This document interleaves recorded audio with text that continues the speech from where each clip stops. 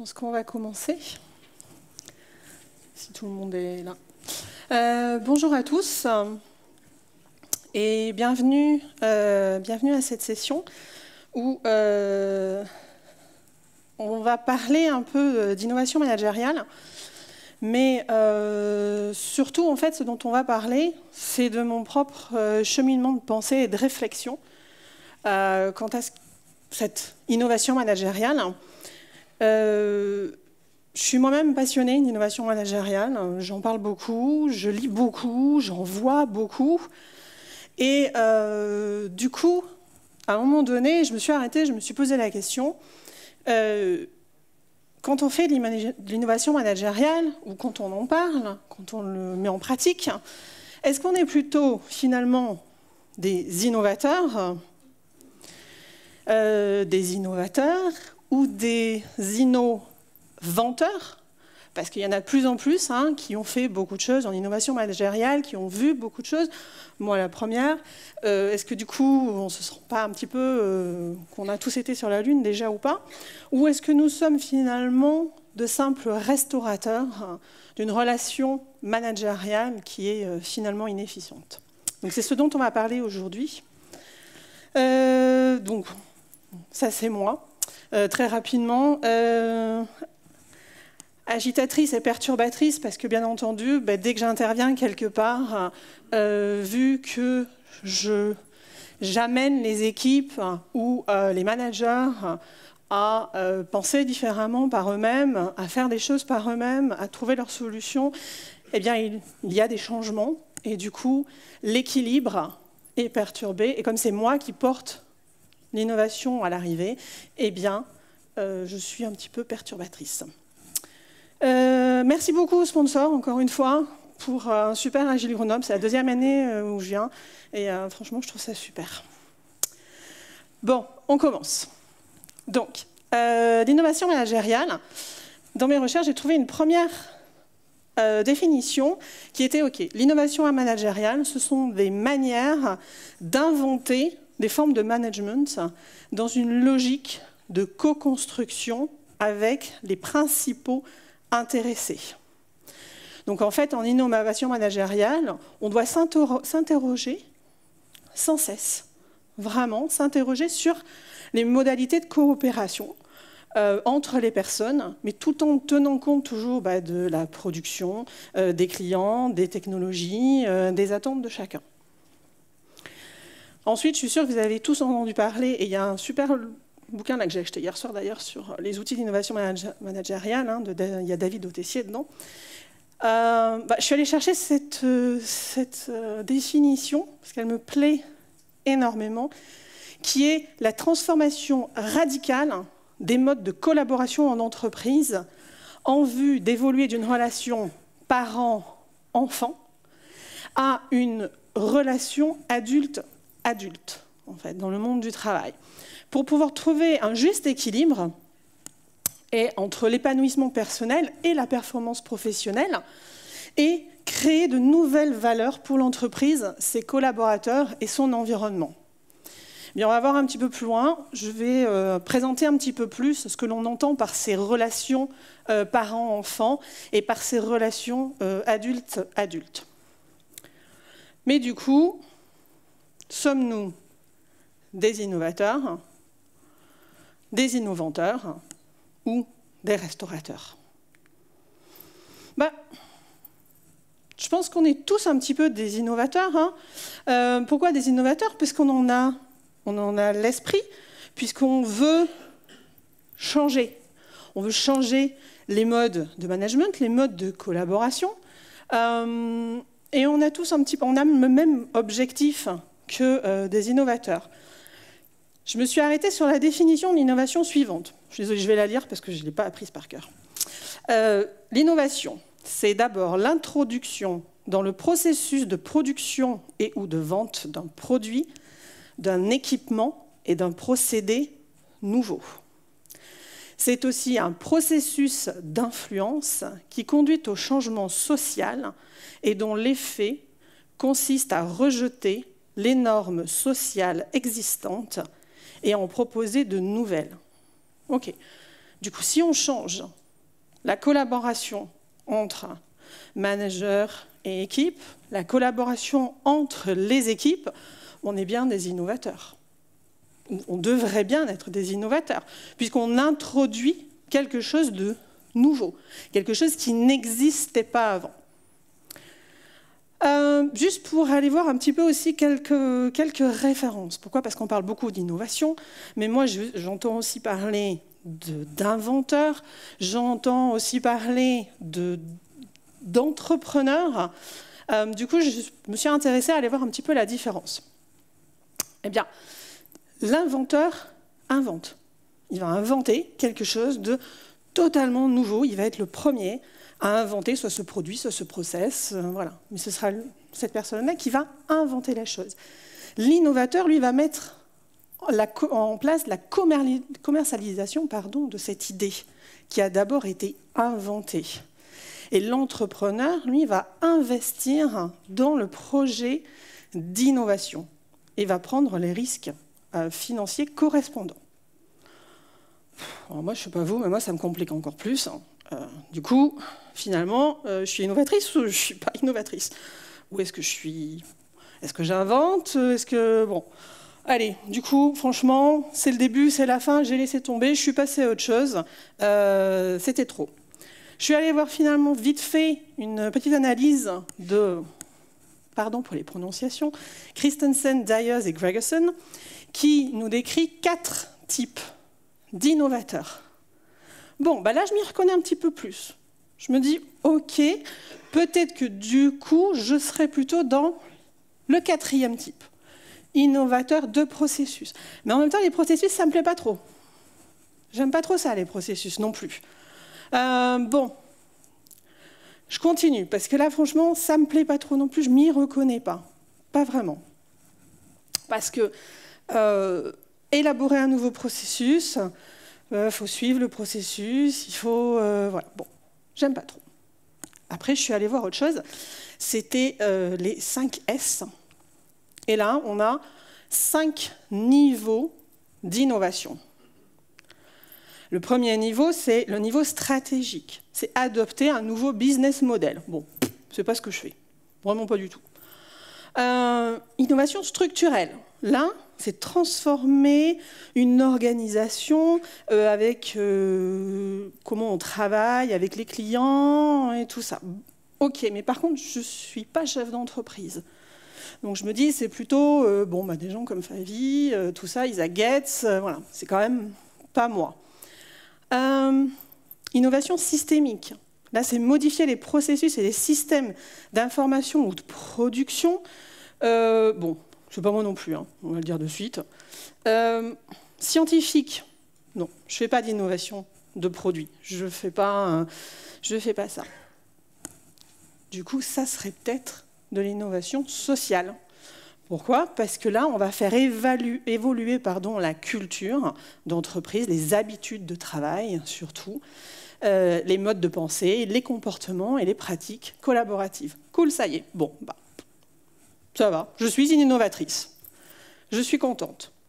Alors, par contre, après, j'aurais dû m'arrêter là. Franchement, parce que je suis tournée aller voir d'autres trucs. Et j'ai trouvé Volderba, qui nous donne 3 types d'innovation managériale. Le premier, inexistante. Ok, du coup, c'est une innovation managériale qui n'existe nulle part ailleurs. Bon, alors, je l'aurais peut-être inventée, si elle existe nulle part ailleurs. 2, c'est une innovation qui est nouvelle, mais adaptée à l'organisation dans laquelle je travaille. Mais elle existe déjà, ailleurs. Ou 3, c'est une innovation qui est nouvelle pour l'entreprise, mais que je prends comme ça et que j'adapte telle qu'elle dans l'entreprise. Bon, je pense que je suis plutôt au niveau 2. Alors, et dans les entreprises que j'ai accompagnées, on a toujours, à un moment donné, adapté les pratiques collaboratives que l'on mettait en place par rapport aussi à la situation de l'entreprise, par rapport à la culture d'entreprise déjà existante. Et après, je suis allée voir aussi, justement, des entreprises pour lesquelles ça avait marché, l'innovation managériale. Eh bien, ils disent que pour que l'innovation managériale fonctionne, on doit se baser sur 4 piliers. Les 4 piliers, le premier étant la confiance. Sans confiance, il n'y a pas de collaboration possible. Du coup, il n'y a pas d'innovation managériale possible. C'est impossible. La confiance, c'est inné, des fois, mais ça doit aussi se travailler. D'accord ? Une relation de confiance, elle s'instaure, elle prend du temps à se mettre en place. Du coup, on ne peut pas faire une rupture du jour au lendemain et décider, OK, à partir de demain, vous me faites confiance. On change tout, maintenant, allez-y. Et puis, je vous fais confiance. Donc, c'est quelque chose qui doit se faire petit à petit. Ils ont dit aussi qu'un des piliers était le choix, en fait. Alors, le choix, moi, ça m'a un petit peu interpellée, en fait. En fait, le choix, c'est de laisser la possibilité à la personne de s'engager volontairement dans les nouvelles pratiques, en fait. C'est réellement laisser le choix à la personne. C'est-à-dire qu'on n'arrive pas comme des ayatollahs en disant « dès demain, toi tu vas faire comme ça, et tout le monde va faire comme ça, et c'est fini ». Non. Là où les entreprises dans lesquelles ça a marché, c'est que finalement, on a réellement laissé le choix. Et petit à petit, dans tout ce que j'ai pu lire, petit à petit, même les personnes qui au départ étaient réfractaires par peur, par doute, par tout ce que vous voulez, finalement, ils sont allés d'elles-mêmes. Et du coup, ça a mieux marché. Pourquoi ? Parce que finalement, c'est d'eux-mêmes qui sont allés se mettre dans ces nouvelles méthodes de travail. La coopération. La coopération, on a tous vu, c'est la communication, c'est s'aider, c'est vraiment, voilà. Sans coopération, on ne peut pas avoir de management collaboratif et on ne peut pas avoir d'innovation managériale. Et puis la convivialité. La convivialité, c'est cool, quoi. C'est cool de venir. On est content de venir travailler. On est dans une bonne ambiance, voilà. Et alors, quand est-ce que ça n'a pas marché, l'innovation managériale ? C'est quand, par exemple, on avait que la convivialité, entre guillemets. J'ai mis un baby-foot. Voilà, les équipes, ils peuvent aller boire du café gratuit. Voilà, donc on met de la convivialité. On fait des nouveaux locaux, magnifiques, avec des super fauteuils, des super chaises, des super boards. Mais par contre, il y a zéro confiance. Ou alors, finalement, on ne donne pas le choix. Parce que ces nouveaux locaux, tu vas y aller, mon gars. Tu es obligé d'y aller.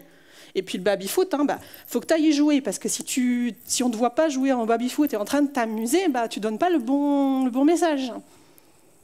Voilà, donc finalement, là où ça a foiré la plupart du temps, c'est quand un des piliers n'était pas respecté ou n'était pas mis en place.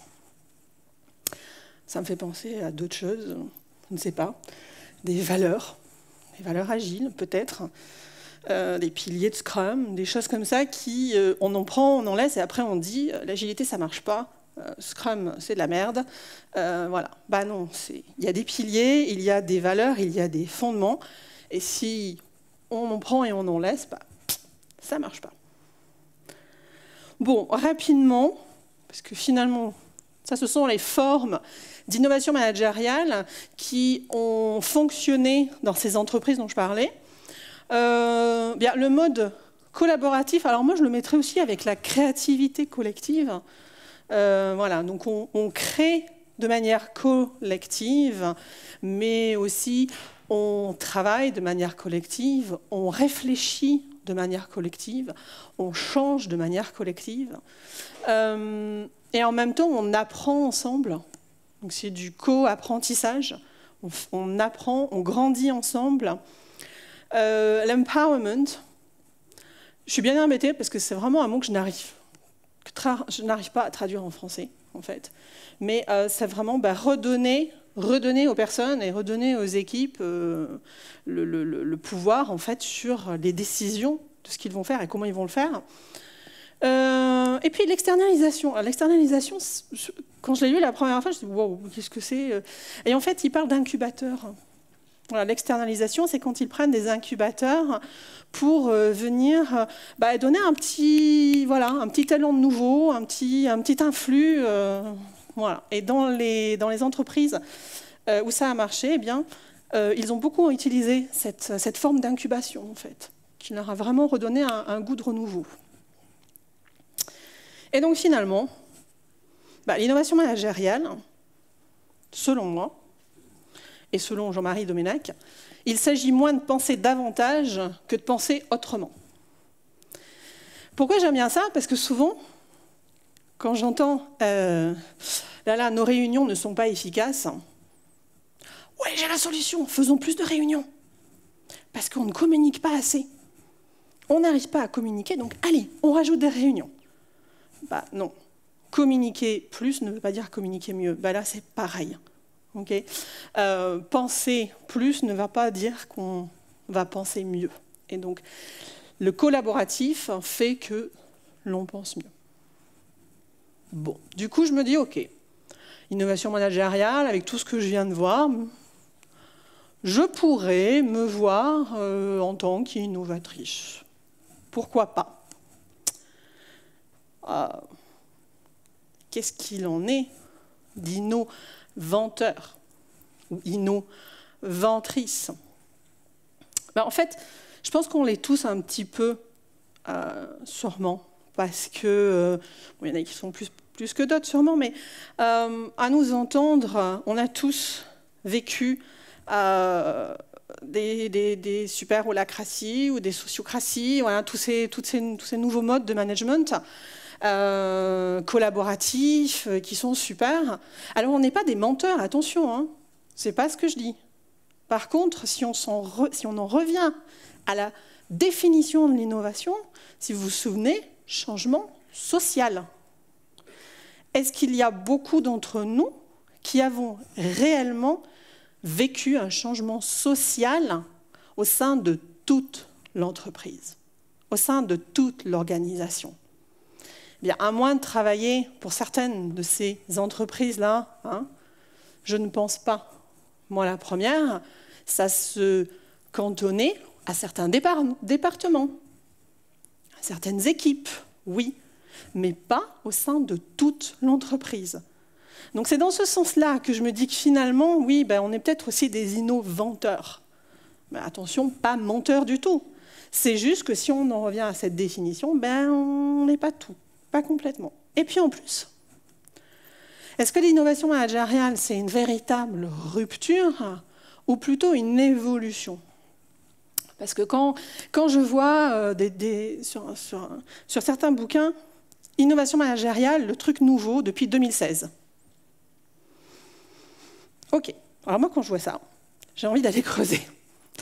C'est la petite bébête. Voilà. Quand je vois innovation 2016, j'y crois pas trop. Et après, je vais voir qu'il y a des trucs qui ont été faits depuis les années 40 finalement, ou peut-être depuis les années 30, avec des gens comme Maillot par exemple. Et du coup, je me dis, c'est peut-être pas l'innovation finalement, c'est pas une telle rupture totale, mais c'est plutôt une évolution. Parce que depuis bien, bien longtemps, il y a des personnes qui, alors ne remettent pas en question, mais qui veulent faire évoluer et qui veulent faire changer ces manières de collaborer. Bon, donc, on est un peu innovateur, on est un peu innovateur. Mais finalement, en voyant que ce n'est pas de 2016 l'innovation managériale, mais plutôt des années 30, est-ce qu'on ne serait pas, dans ce cas-là, des restaurateurs? Pourquoi des restaurateurs? Parce que la relation managériale dans laquelle on est un peu enfermé à l'heure actuelle, finalement, nous vient d'il y a bien, bien longtemps. Hein. On verra un petit peu plus tard en détail. Et c'est surtout que depuis plusieurs années, les managers ont été enfermés dans cette quête sans fin de la performance. Il faut performer, il faut aller vite, il faut... Voilà. Je prends un exemple. Tu es un super développeur, tu travailles, enfin, vraiment, tu es un super développeur, du coup, bah, tu as une promotion, tu deviens manager. Tu étais super lead, machin, et là, bah, tu deviens manager. Sauf que, en te donnant les clés du management de l'équipe, on ne te dit pas, ou alors je l'ai rarement vu, très bien, tu vas devenir manager, mais t'inquiète pas, tu vas avoir le temps de découvrir ce nouveau boulot. Tu vas avoir le temps d'être formé, tu vas avoir le temps d'être accompagné. Non, on te met, tout d'un coup, on te promeut, et en plus, tu dois garder la même performance que tu avais avant. Et du coup, on est sans arrêt dans cette quête, toujours de performance. Ensuite, le management a aussi cette évolution que petit à petit, vu qu'on est dans cette quête de performance, ben, le manager, c'est plutôt le contrôleur, en fait. Ce qui doit toujours faire en sorte, voilà, c'est toujours vers lui qu'on va aller.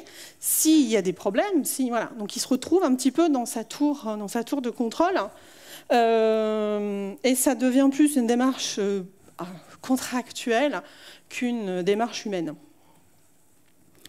Ce que j'ai pu voir aussi, ce qui m'a beaucoup surprise en fait, parce que j'ai vécu en Angleterre, à Londres, pendant 12-13 ans, et quand je suis revenue en France en 2010, j'étais manager là-bas, et quand je suis revenue en France en 2010, tout d'un coup, je me disais, waouh, mais en fait, tout ce que je faisais en tant que manager à Londres, là, mais il y a les 3/4 que je ne fais plus, finalement. Et on m'a dit, bah non, ça c'est l'ARH. L'ARH sans charge. Ok, mais alors du coup, c'est quoi mon rôle de manager si je ne fais pas ce job d'accompagnement des personnes, si je ne les aide pas dans leur montée en compétences, si je ne les aide pas à grandir, si je ne suis pas là pour les écouter, vous êtes en train de me dire que finalement, c'est l'ARH qui fait tout ça. Du coup, j'ai arrêté d'être manager pendant un petit moment, je suis passée à autre chose, parce que ça ne me plaisait pas. Voilà. Moi, je n'étais pas là pour contrôler, je n'étais pas là pour vérifier. Pour moi, ce n'était pas mon rôle en tant que manager, parce que j'avais eu la chance de voir autre chose avant. Je pense que si je n'étais pas partie en Angleterre, je serais sûrement rentrée comme tout le monde dans ce rôle et je n'aurais pas posé de questions. Et puis alors ça, c'est mon gros dada, c'est l'infantilisation. Parce que combien de fois j'entends que on me dit non mais bon, ça, ils ne sont pas capables de le faire. Ils ne sont pas capables. Ils ne sont pas capables de prendre des décisions. Ou alors c'est, je m'attendais quand même à ce qu'ils le sachent. Ou je m'attendais quand même à ce qu'ils sachent faire. Tout dépend en fait de la posture du manager. Et là, on va aller faire un petit tour. Alors, juste pour revenir, parce que moi, cette relation parent-enfant, ça me titille un petit peu, parce que je suis une adulte à la maison, je suis une adulte aussi. Dans ma vie personnelle, je suis une adulte. Moi, personnellement, j'ai vraiment du mal, si je passe la porte du monde professionnel, on commence à me traiter comme une gamine. Ça, j'ai vraiment du mal. J'ai 46 ans, mais je pense que même à 20 ans, j'avais du mal. Donc c'est pour ça que ça m'a beaucoup intéressé, ce mode de communication, en fait, et quand j'ai vu cette définition de l'innovation managériale. Du coup, je suis allée faire un petit tour du côté de l'analyse transactionnelle. Alors, vous inquiétez pas, il y a des personnes qui sont bien plus adaptées que moi ou bien plus fortes que moi dans l'analyse transactionnelle. Je vais juste faire une overview, parce que voilà, j'en sais pas non plus assez pour aller trop loin. Mais juste pour comprendre, en fait, l'analyse transactionnelle dit qu'il y a des états du moi dans tous nos échanges, ce qu'ils appellent les transactions entre les personnes. Et dans tous les échanges, nos états du moi passent de l'état parent à l'état enfant ou à l'état adulte. Et ce qui est important, c'est d'avoir tous ces états. Il ne faut pas être plus un état qu'un autre. L'état enfant. L'état enfant, c'est la partie de nous qui est la plus émotive, la plus spontanée, c'est celle qui arrive de suite. Quand on réagit, en fait. Quand on réagit automatiquement, c'est notre état du moi enfant qui est en train de parler et de s'exprimer. Et c'est souvent ça quand on réagit sous le coup de l'émotion, en fait. Et là, c'est l'état du moi, enfant. Et toutes nos réactions par rapport à cet état du moi enfant nous viennent de notre éducation. Tout à l'heure, Isabelle Monville parlait des croyances, hein, qu'elles soient limitantes ou qu'elles nous poussent. Elles nous viennent tous de notre enfance, la plupart du temps. Donc ça, c'est l'état du moi enfant. L'état du moi parent, c'est celui qui va nous amener à agir de la même manière qu'on a vu nos figures d'autorité agir par le passé. Donc en fait, comment nos parents ont agi, ou comment d'autres figures d'autorité ont agi, eh bien, notre état du moi parent va avoir tendance à agir de la même façon. Donc, c'est ce qu'on appelle, hein, vous savez, répéter, quoi. Voilà. On répète ce qu'ont fait nos parents. Et ça, c'est quand on est dans un état du moi parent. Et il y a l'état du moi adulte. Eh bien, c'est cet état du moi adulte qui fait appel le mieux à notre esprit d'analyse, à notre esprit de déduction. C'est le côté plutôt objectif, plutôt rationnel, qui est en contact avec la réalité. OK ? Donc on a ces trois états du moi. Voici un petit exemple, en fait, de... Alors d'abord, oui, c'est celui-là. Un petit exemple de ces transactions en analyse transactionnelle. OK. A dit à B, avez-vous envoyé le rapport? Je réponds, oui, je l'ai envoyé. Ou alors, A vient me voir et me dit, avez-vous envoyé le rapport? Et je réponds, non, je le termine et je l'envoie. Eh bien, c'est l'état du moi adulte de A qui a parlé à l'état du moi adulte de B. Nous avons fait une transaction d'adulte à adulte. Par contre, si A arrive et demande « Elle a lieu où la réunion ?» et que B lui répond « Tu aurais pu le noter quand on te l'a dit. Hein. » Est-ce que ça, c'est un adulte qui répond à un adulte? Non, ça n'est pas.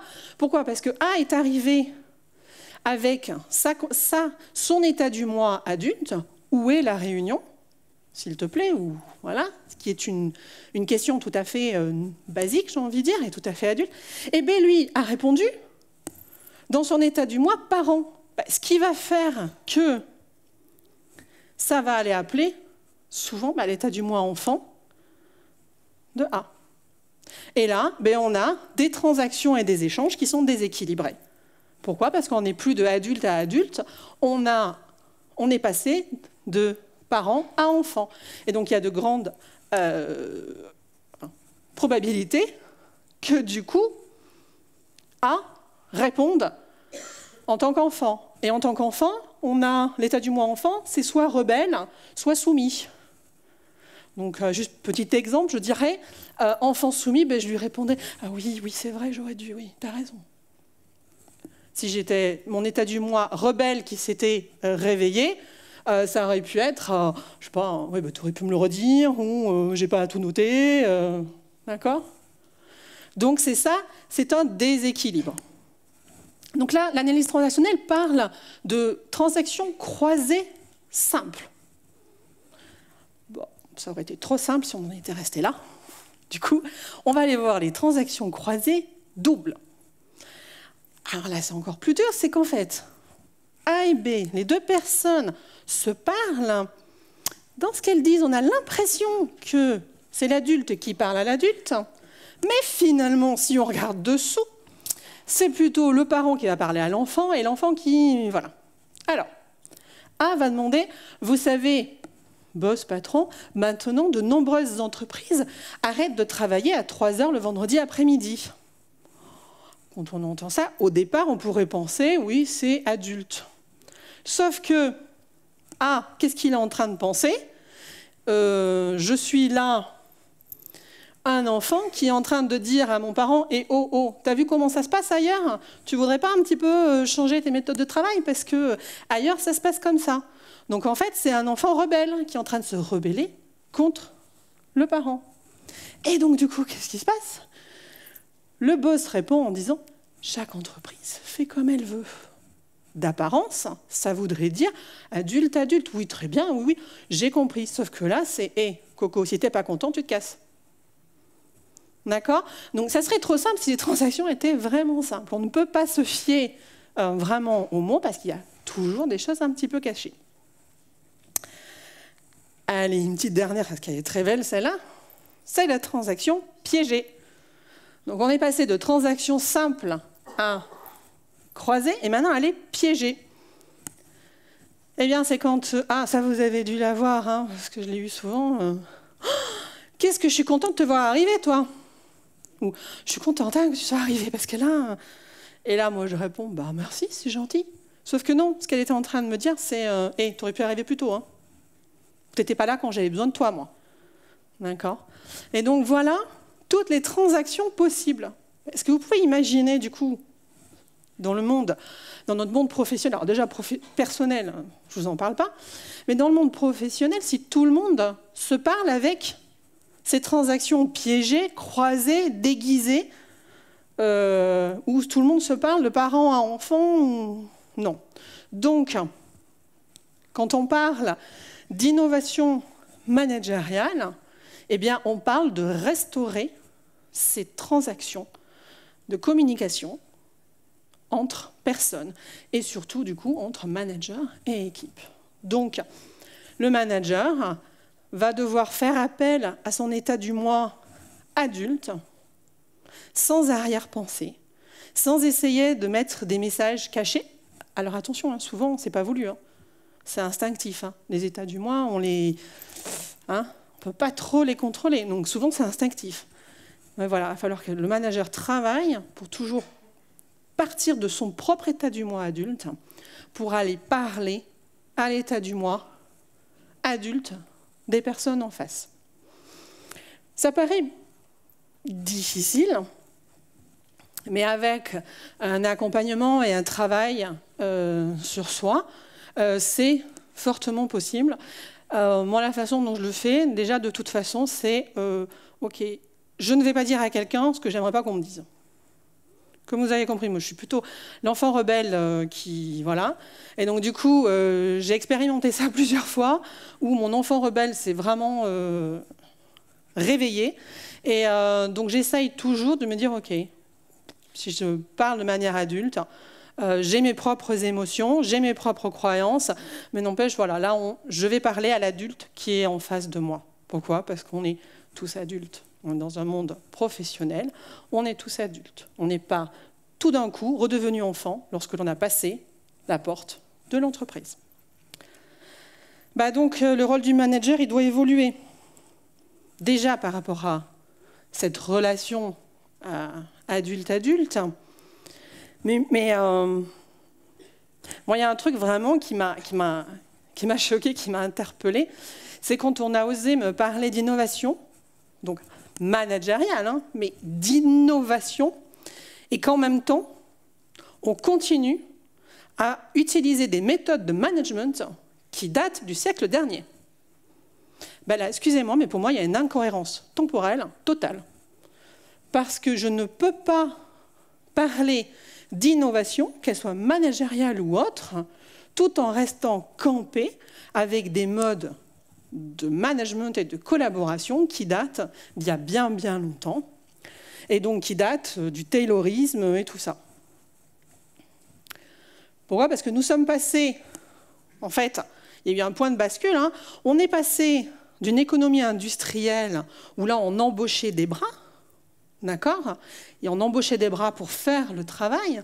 Donc là, effectivement, bien, le manager était plutôt un contrôleur hein, pour vérifier que les bras marchaient bien, pour vérifier qu'on avait assez de bras, pour vérifier que les bras allaient bien du point A au point B comme c'était requis. Mais après, on est passé à une économie de la connaissance.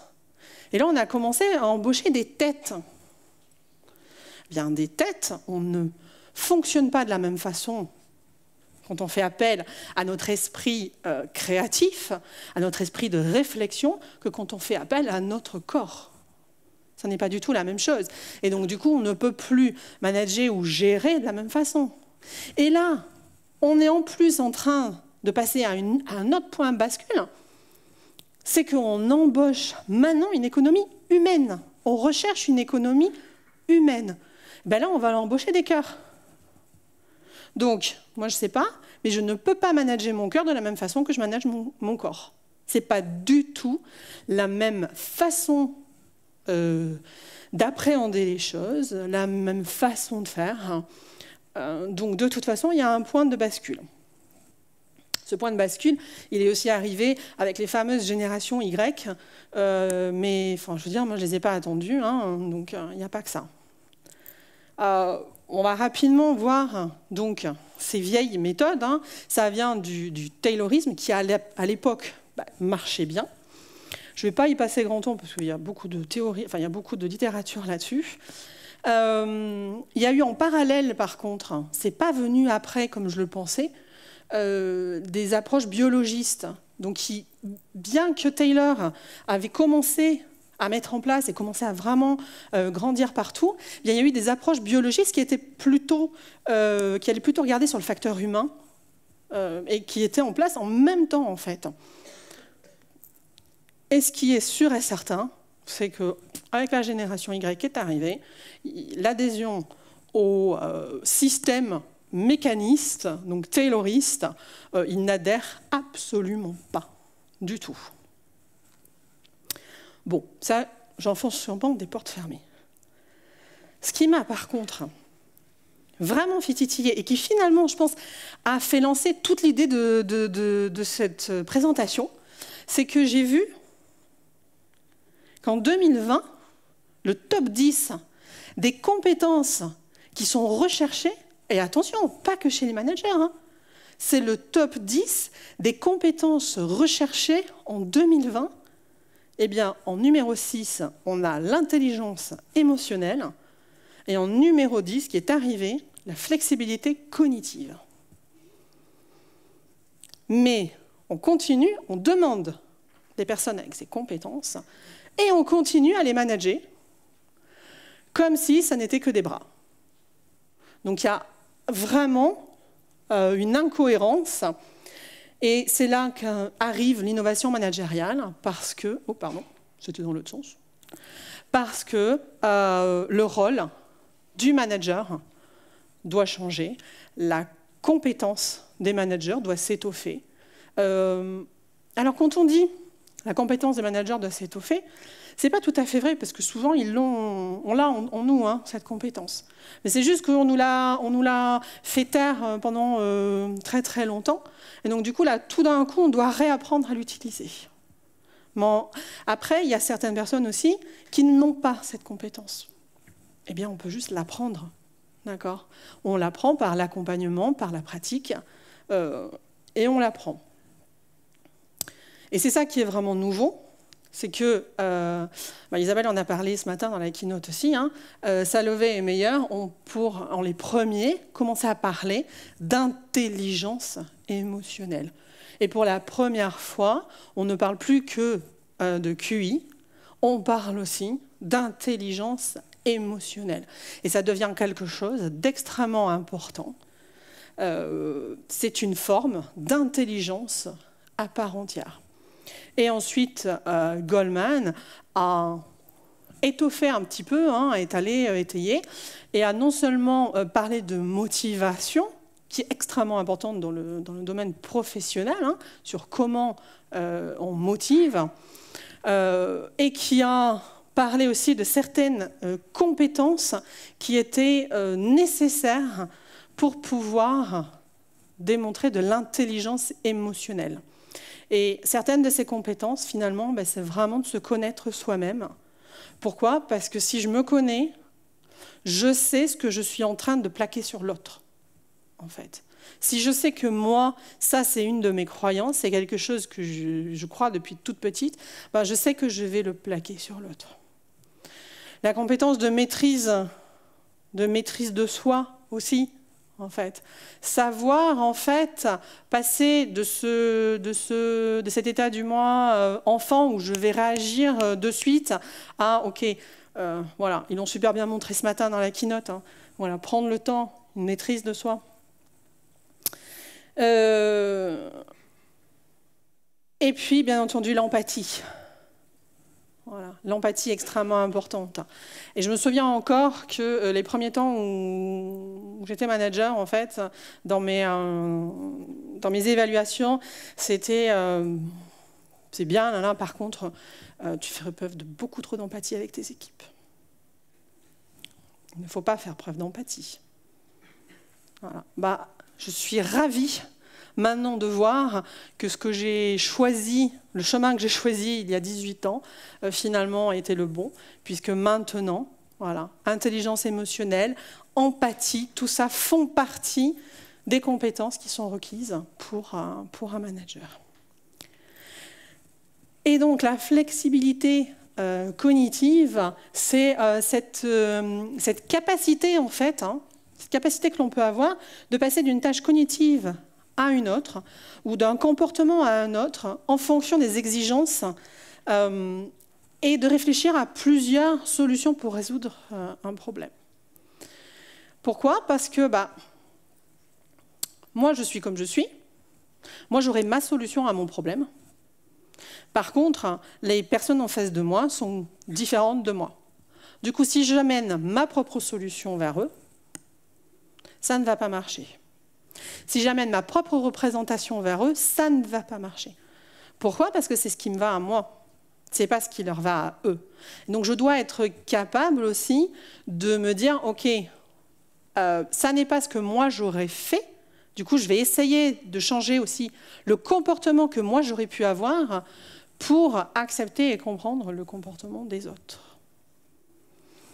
Et c'est vraiment ce que l'on prêche en coaching. Hein. Un coaching, ce n'est pas un consultant. Je n'apporte pas la solution. Je ne l'apporte pas. Pourquoi? Parce qu'avant, je le faisais. C'était cool. Hein. On m'appelait, j'étais la pompier. Hein. C'était « ouais, il y a un problème, viens ». Moi, j'arrivais, poum, j'ai apporté les solutions. Ça marchait, 1 mois, 2 mois. Je repartais. Et puis 1 an après, si je revoyais les gens, et alors oh non, on a tout arrêté. Voilà. Ça, parce que j'appliquais la solution qui m'allait à moi. Maintenant, non. J'aide les personnes et les équipes à trouver leur propre solution. Bien, dans le temps, ça marche beaucoup plus. Bien, ça, c'est aussi quelque chose que l'on demande maintenant aux managers. Mais pour tout ça, il faut qu'il y ait un changement social. C'est-à-dire que là, l'innovation managériale nous donne plein d'outils, plein de trucs. On met de la collaboration. On dit qu'il faut justement ne pas apporter les solutions, faire que les équipes trouvent les solutions. Mais si à côté, on demande aux managers de toujours avoir le même rendement, la même performance, d'aller aussi vite qu'avant, ce n'est pas possible. C'est pas possible, puisque ça va quand même beaucoup plus vite en court terme si je t'apporte une solution tout calquée là, qui est clé en main et qui va marcher de suite, que si je prends un peu de temps pour que la solution émerge des équipes. Ça, c'est le premier truc. Le deuxième truc, si vous vous souvenez, au début, il y avait 4 piliers, et c'était la confiance. Et moi, j'adore quand je vois dans des entreprises ou dans des postes ou quoi que ce soit, ici, on a droit à l'erreur. Ici, on prône le droit à l'erreur. Le droit à l'erreur, vous savez quoi? Ça commence par soi-même. Ça commence par soi-même. Et je fais encore une référence à Isabelle ce matin, mais j'ai trop adoré, surtout nous, les femmes, parce qu'on n'a jamais droit à l'erreur. On doit être irréprochable. Mais si vous êtes manager et que vous-même, vous ne vous donnez pas le droit à l'erreur, comment voulez-vous transmettre aux équipes cette culture de droit à l'erreur? Ils ne pourront pas. Ils ne pourront pas puisque vous-même, vous ne montrez pas l'exemple sur le droit à l'erreur. Donc le droit à l'erreur commence par soi-même. Et en tant que PDG et tout ça, il y a, alors je ne me souviens plus de son nom, mais c'est les employés d'abord, Evie Tranier, je crois, ou un truc comme ça. Ouais. c'est ça, clients first, les employés d'abord et les clients ensuite, eh bien, il a, lui, commencé ça. Il a montré que lui, en tant que PDG, il faisait aussi des erreurs. Et c'est comme ça qu'il a pu instaurer cette culture du véritable droit à l'erreur. Pourquoi? Parce que moi, en tant que PDG, déjà, je vous montre que j'ai le droit à l'erreur, je me permets d'avoir des erreurs et d'avoir besoin de vous pour m'aider. Et bien après, ça inculque cette coopération et ce droit à l'erreur, ensemble. Et la troisième chose aussi, qui pour moi est extrêmement importante, c'est on ne peut pas mettre un management collaboratif en place si, encore une fois, on ne change pas le côté social que l'on a, qui est que dès qu'il y a une erreur, on veut un coupable. Ça n'est pas intéressant d'avoir un coupable.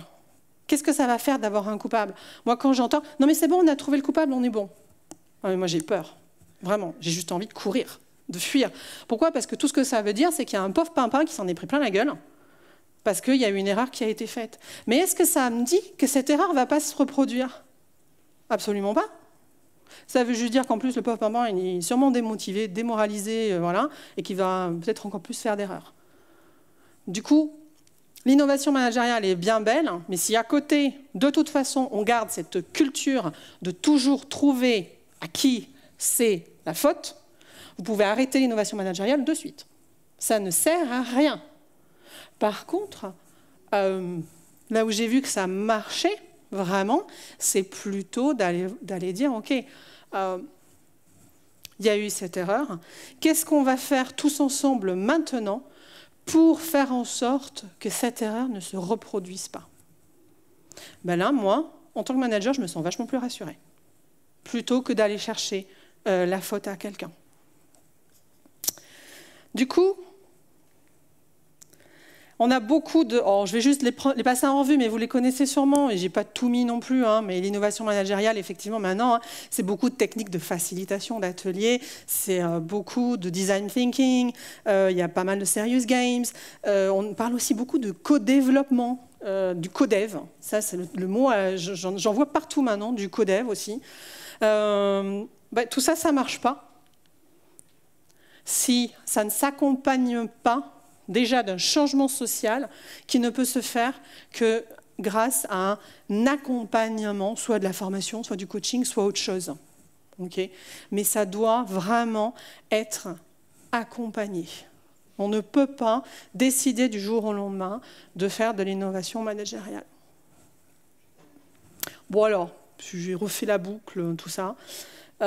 Pour conclure, finalement, parce que tout ça, c'est parti juste d'un questionnement personnel et voilà, parce que je cherchais des mots, je suis coach, je suis ceci, je suis cela, donc du coup, innovation managériale, est-ce que je suis finalement innovatrice? Finalement, moi, je me dis qu'au travers de l'innovation managériale, je me vois plutôt comme une restauratrice. Une restauratrice d'une relation managériale qui est inefficiente. Attention, je n'ai pas dit inefficace, j'ai dit inefficiente, c'est pas la même chose. Et qui en plus me permet d'être plutôt effectivement une jardinière qui va prendre soin des plantes, qui s'étiolent sous les effets nocifs des intempéries et de tout ça. Voilà. Merci beaucoup.